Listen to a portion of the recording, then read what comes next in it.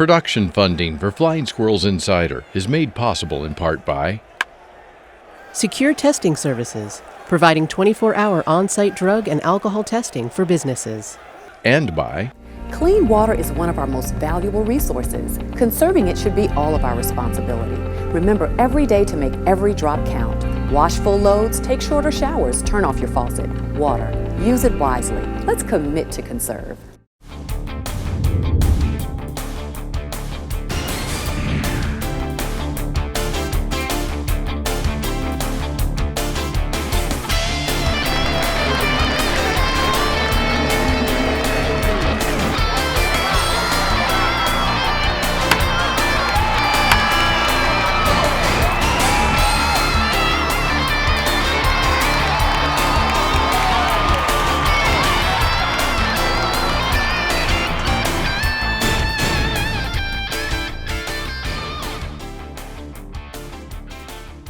Hello and welcome to the 4th episode of the 8th season of Flying Squirrels Insider. I'm Trey Wilson, he's Jake Eisenberg, and today taking a look around more of what's been going on with the Richmond Flying Squirrels here throughout this 10th season in 2019.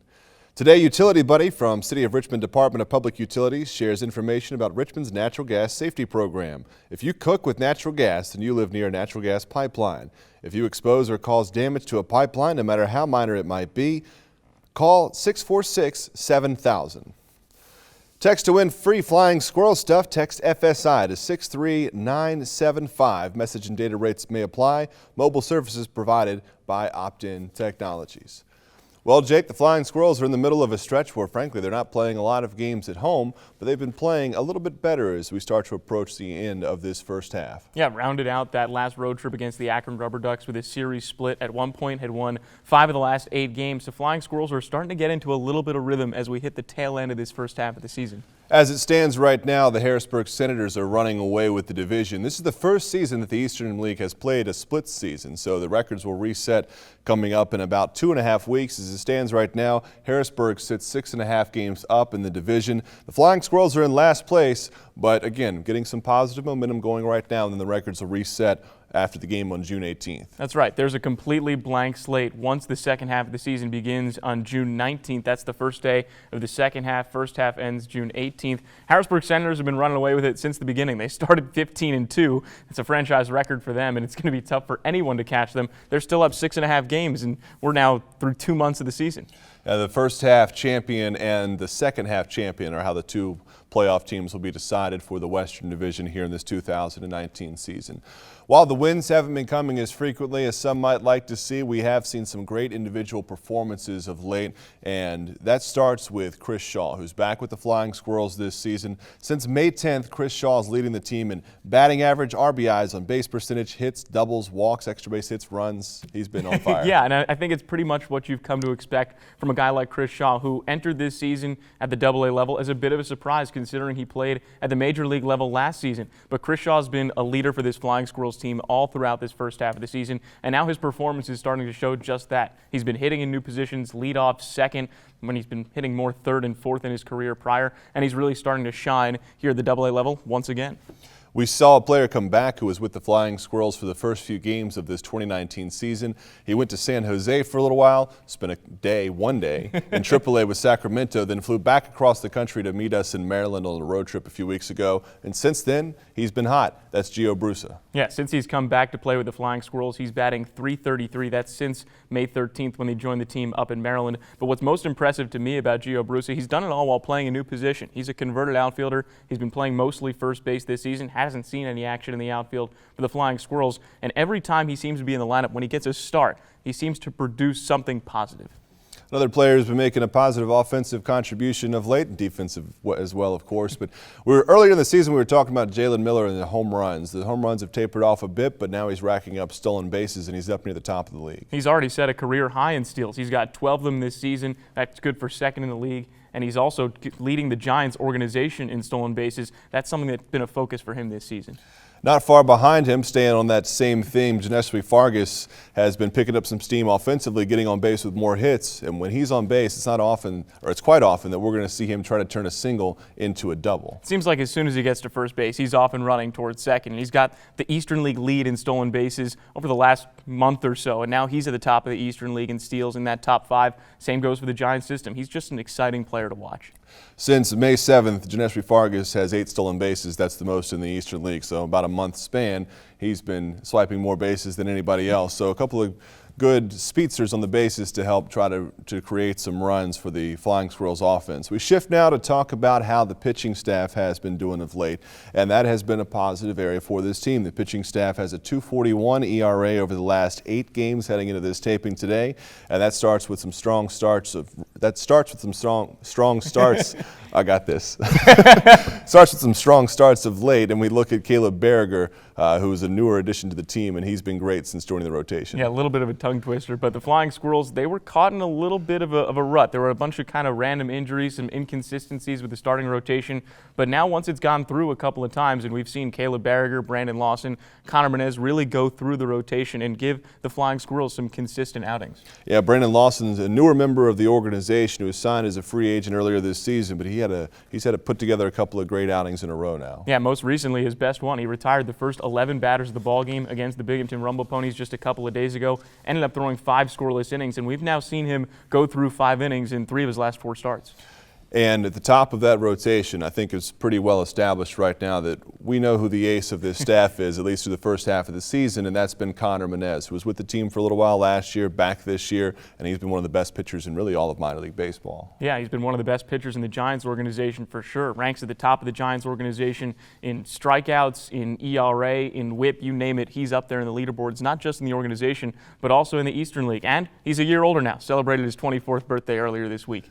From the starting rotation, we go to the bullpen, where the Flying Squirrels relievers posted a 1.40 ERA over a 10-game stretch heading into this week. They've been picking things up and helping to keep runs off the board late in games. We just talked about the ace of the starting staff. I think the anchor of the bullpen here of late has been Sam Wall. Yeah, no doubt. He's got the lowest ERA of any Flying Squirrels reliever who's got more than 10 appearances, and he had a 12 1/3 scoreless streak. That's the longest by a Flying Squirrels pitcher this season.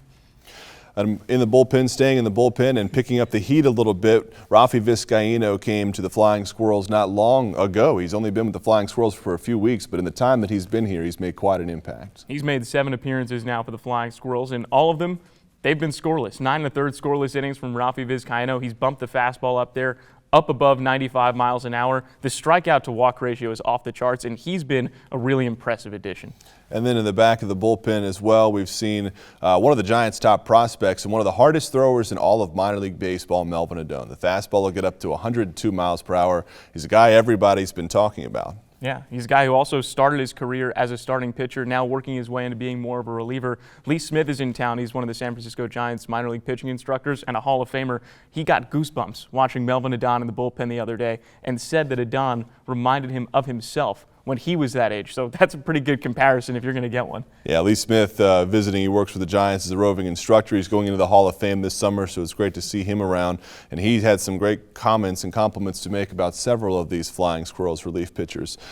On the side of the big leaguers for the former Flying Squirrels, we've seen a couple of major league debuts here of late of some former Flying Squirrels players. Sean Anderson made his major league debut back on May 15th for the San Francisco Giants. Anderson was a member of the 2018 Richmond Flying Squirrels, one of the Giants' top prospects, and he got off to a good start. He allowed just 2 runs over each of his first 2 starts, and overall he's made 3 starts now for the Giants, 0-1 record with a 4.80 ERA. He's been great so far. And then another Flying Squirrels debut here in the last week or so, Sam Coonrod, who was with the Flying Squirrels in 2016 and 17. He made his major league debut on May 16th against the Arizona Diamondbacks for the San Francisco Giants. He pitched a scoreless inning with a strikeout, came back out and pitched another inning in his second outing, allowed 1 run, but he's off to a good start with his major league career.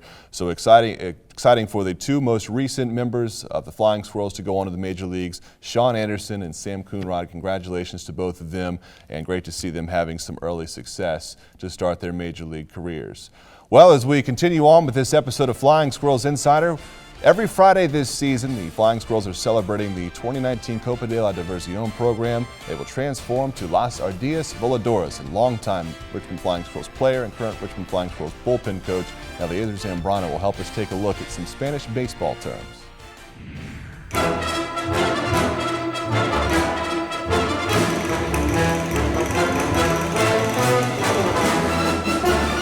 I'm here with Nachi, and I will teach him some baseball terms in Spanish. So you guys can choose between ardillas voladoras or flying squirrels. Okay, Nachi, ball. That means in Spanish, bola. Fastball, we call it in Spanish, bola rápida.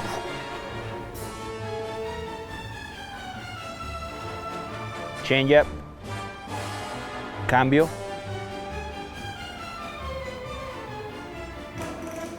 Curveball, curve, bola quebrada. Walk, caminar.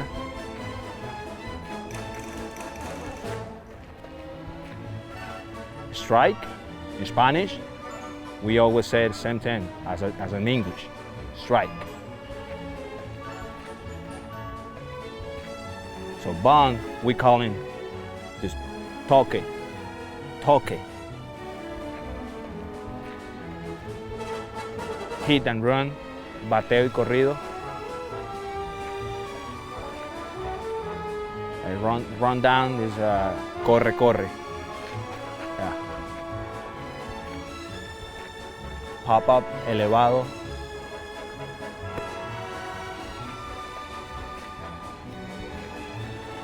Strikeout, ponche, or you're out, like, tú estás fuera.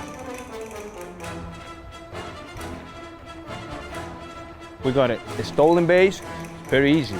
In Spanish, we call it base robada. Safe. We call it safe in English. We call it in Spanish a salvo.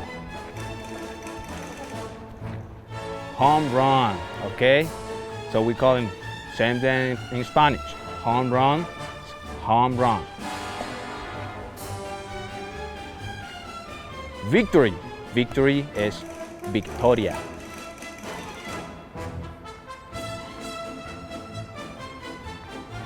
Got it? So now you're ready to cheer for Flying Squirrels or Ardillas Voladoras. Los invito todos los viernes a ver a las Ardillas Voladoras aquí en el Diamond. As we continue on here on this episode of Flying Squirrels Insider, we take a look a little bit down the road, not that far down the road, only about a month away, for the All-Star Country Music Jam at Richmond Raceway, part of the Eastern League All-Star Week presented by Genworth. It's going to be a fun night. Big and Rich is headlining, Cowboy Troy, DJ Sinister, Mickey James, a fun lineup at Virginia Credit Union Live at Richmond Raceway. We welcome in the president of Richmond Raceway, Dennis Bickmeyer. Dennis, thanks so much for joining us this afternoon. Well, it's my pleasure. We're going to talk a little music along with a lot of baseball, but really looking forward to July 8th and welcoming everybody as part of the Eastern League All-Star Week presented by Genworth. It's going to be a great week here for Richmond, Virginia. You guys, Richmond Raceway, partnering with the Flying Squirrels to help us host this All-Star Week. Why did you guys want to be a part of what the Flying Squirrels are doing this year with the All-Star Week? Well, we look at what you guys are doing. It's more than a baseball game. You've made this a community event, and it's 4 days. So I think we have an opportunity to add in everything that's great about Richmond. It's the music scene, it's the food scene, it's the craft beer scene. We can bring all those to our venue, our amphitheater over there, Virginia Credit Union Live at Richmond Raceway. But again, I think this puts what you guys do, what we do here in Richmond, the collaboration that we have with you guys, I mean, really kind of sets us apart from other people in the Eastern League and maybe what's happened at other All-Star games. And really glad to be the trendsetters with you guys and kind of the bar that everyone's going to chin to in future years. Yeah, I've been to some of the Eastern League All-Star games, and teams have done a great job, but this year it's nothing like what we've seen in the past. So great lineup for the All-Star Country Music Jam, again, Monday, July 8th at Virginia Credit Union Live at Richmond Raceway. It's headlined by Big and Rich. how how much excitement has there been over this lineup for the All-Star Country Music Jam? Well, it's great. I mean, I think if you're college football fans, you know some of the Big and Rich songs. You know, We're Coming to Your City is kind of the anthem of college football on ESPN Saturdays. But just the high energy show that they bring is very fitting for who we are and who you guys are as well. And then they come with Cowboy Troy and DJ Sinister. They put on a great show. And then some local flavor as well. Mickey James and the Heaters. Mickey James, well known as a professional wrestler, a champion, but from Richmond, Virginia. And her band, they've played all around the area. They've got some new songs out. So just that lineup alone is going to be great. But then you add in all the other festivities. Red carpet arrivals. We have what we call the Commonwealth Mall outside of Virginia Credit Union Live. That's where the food and the beer and all that scene is going to be taking place. It's just going to be high energy from start to finish on Monday, July 8th. And some new changes have been implemented over at Virginia Credit Union Live at Richmond Raceway, the venue that you guys have over there at the Raceway. You've done some work here recently. Yeah, it's interesting. It's a cool venue. You know, it's it's been there a long time. Over 25 years, and we just did some renovations, as you said, you know, changed some of the seating in the front, built a new Bud Light patio just to the side of the stage, reshaped the amphitheater hill, you know, all to kind of create those social scenes within the venue. So we're excited to really showcase it to everybody as well. This is the first year where we have a full lineup, 15 shows. The All-Star Country Music Jam is a big part of that, but really just thrilled to be able to show it off to people, get some really high-quality music going back under that amphitheater. You know, we are the only covered amphitheater here in the region. Proud of that. But you know, you go way back, some of the names, you know, from Jimmy Buffett to Van Halen to Dave Matthews that performed there, Aerosmith, it goes on, and now we're ready to have a great summer in Virginia Credit Union Live as well. Can't wait for the All-Star Country Music Jam on Monday, July 8th. It's at Virginia Credit Union Live at Richmond Raceway. Get your tickets now before they're gone, vaculive.com, or you can head to squirrelsbaseball.com/all-star. Headlined by Big and Rich, Cowboy Troy, DJ Sinister, Mickey James and the Heaters. A great lineup for the All-Star Country Music Jam. And again, that's Monday, July 8th at Virginia Credit Union Live at Richmond Raceway.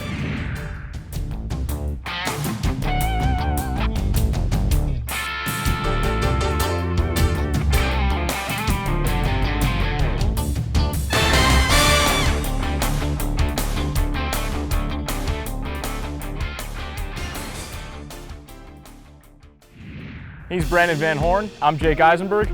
We're going to step out of the box.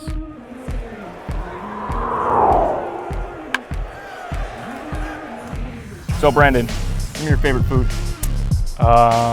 Cheesecake. Cheesecake? Yeah. You ever been to the Cheesecake Factory? I have been to the Cheesecake Factory. That menu's pretty big, right? Yeah. How do you decide? Classic. Classic cheesecake. Gotta keep it classic. Yeah. Favorite TV show? Friday Night Live. Yeah? Oh, hands down. Favorite character?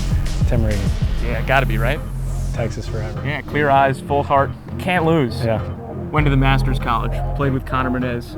Now you're both here for the Flying Squirrels. What's that like? Awesome. I mean, Connor's been the same competitor since college that he is now, and it's no surprise he's having all the success that he is. He's got a long beard. You've got a little goatee. Yeah. Are you trying to maybe catch up to him? Nah, that's all him. I don't have that much testosterone in me to produce a beard like that, but he's rolling with it. Yeah. Know you're a big Game of Thrones fan. Yeah. Series finale coming up. Who's sitting on the Iron Throne? Not one person, but two. I got two people. Tyrion and Sansa, and Wolf's coming back because he's such a good boy. Yeah, he is a good boy. You should have pet him, right? Yeah, or Ghost, what I call him, Wolf. Yeah, he is kind of a wolf though. Yeah. I've seen you in the clubhouse. Everyone seems to gravitate towards you. You're a real fun guy. I appreciate that. Pulling some pranks on anyone? Sometimes I try. My guy Stassi, he's not here anymore. Yeah. He's kind of rolled with it. But we'll see what happens with the new guys coming in. Yeah. Try to keep them on their toes. Yeah, there you go. Gotta have them find the bucket of curveballs or the keys to the batter's box. Or something like that. Yeah. All right. What's your go-to dance move? Oh man, who's asking? I'm me. I don't know. Probably some type of booty popping. Yeah. But you want to show me? We'll keep that one in the clubhouse. That one's after wins. Keep it in the clubhouse. After wins? Yeah. He's Brandon Van Horn. I'm Jake Eisenberg. We've gone out of the box.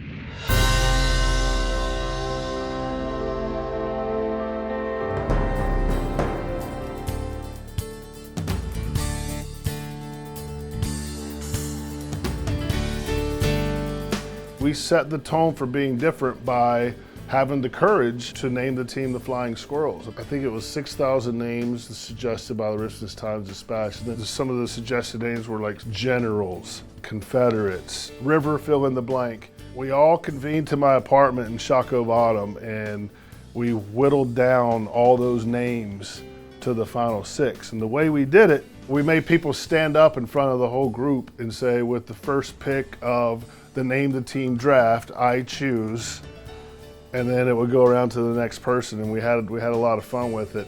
I mean, the night beforehand, I was scared to death. Chucky and I were having dinner down at Lulu's in Shockoe Bottom, and he's just cutting his steak and eating it like it's no big deal. And I'm like, dude, don't you understand what we're about ready to do tomorrow?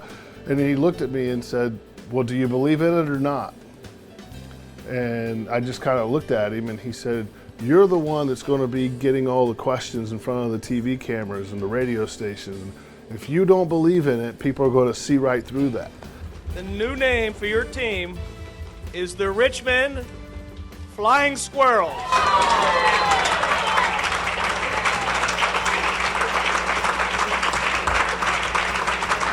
And I said, I think we're doing the right thing. I think this name's going to be something that kids can connect to, and people 2, 22, 42, 62, 82 will be able to connect to. But here's what I love the most.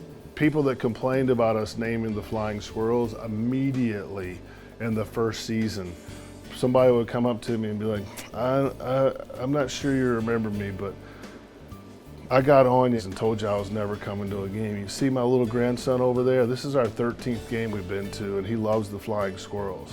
You hear somebody say, I don't know who those guys are that are naming the baseball team the Flying Squirrels, but I wish they'd go back to wherever they came from. Take that and then turn it into where we're such an integral fabric in this community, not even 10 years later. That is a legacy.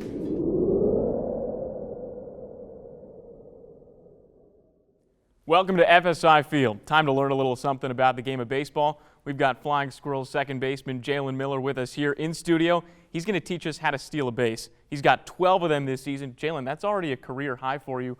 What's been the emphasis in stealing more bases this year? One thing that's been an emphasis is just being aggressive. You know, the past few years, I've been kind of laid back on the bases with my speed. This year, I just know I can score more runs, steal more bags, and I even run in my batting gloves, just run. Yeah, it's an exciting part of the game, and you're going to show us how it's done. So why don't we get set up kind of how you'd normally get started at first base, getting ready to steal second. Yeah, so the first thing I do, take off all my equipment that I had on before. I got my first base coach. He tells me how quick the pitcher is to the plate. Usually if it's around a 1.4, 1.5, that's automatic green light to go. So that's 1.4 seconds, 1.5 seconds to home plate. You know what? Why don't we get a pitcher out here? Trey, you mind coming to be our pitcher? I'm pretty slow to the plate. Let's call to the bullpen. Okay, so Trey's going to be our pitcher. All right. You're watching the pitcher's back foot when you're on first base. That's the first thing you're looking for? Yes, it is. Usually pitchers, if this back heel comes up, that means he's about to come over the first base, which means I have to get back. And I take about 3 or 4 steps out, and I'm just watching him the whole time. And as soon as I see his left foot go up, you know, I put my head down and just start digging. That's running, basically. Yeah, as soon as he starts going toward home plate, you're off and going. Yeah, I'm off and going. And I prefer to head first slide instead of feet first. I feel like I don't lose momentum, and if the ball's there before I get there, I feel like I have a better chance of basically avoiding the tag. You can kind of swim around it? Yeah. Do like a fancy slide sort of thing? Yeah. Okay, so what's the next layer of this? How do you know how far of a lead to take? How do you know, you talked about how the first base coach is going to tell you how fast the pitcher's working. There's a lot of different kind of intricate stuff that goes into stealing other than just being as fast as you are. Yeah, definitely.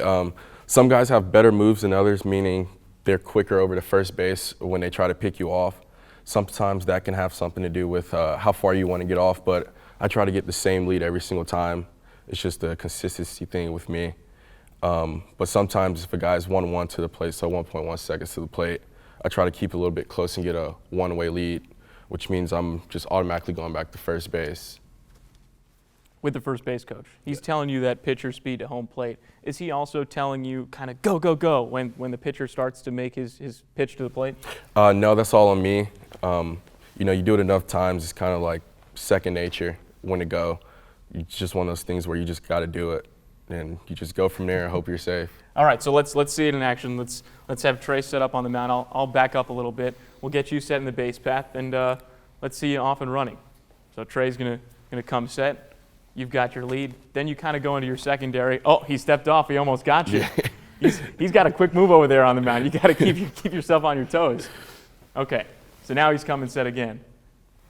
He's off the plate. You're off and running at second base. You're in scoring position now for the Flying Squirrels, and it's a chance to score. Yep. That's how you steal a base. Jalen Miller, thanks so much for joining us. No problem. Thank you for having me. This has been fun. That was awesome, guys. Thanks so much. That's going to wrap things up for this episode of Flying Squirrels Insider. Thanks so much for tuning in. Thanks to our entire crew. We will talk to you again the next episode in a couple of weeks.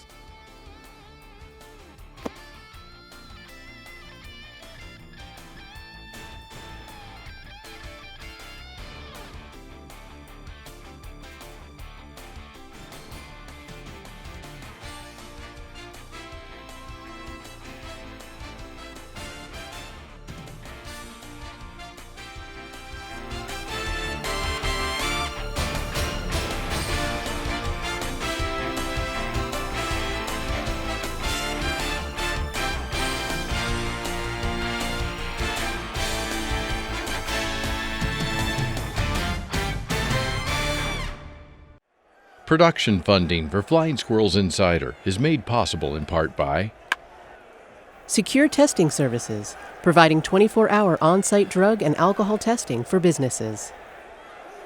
And by Smell gas? Act fast. Don't just stand there. Leave the area.